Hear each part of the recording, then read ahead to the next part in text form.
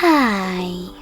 In front of me is Vivo V21e, and today I would like to show you how you can block app notifications.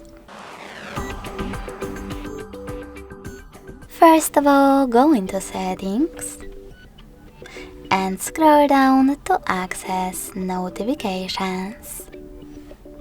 Then click on App Settings and tap on the switcher next to one of your apps from which you want to block them, like Play Store. You can switch them back on the same way.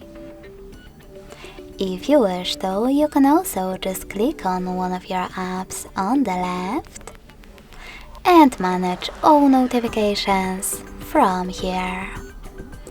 Thanks so much for watching. If you enjoyed this video, smash that like button, comment and subscribe. Bye!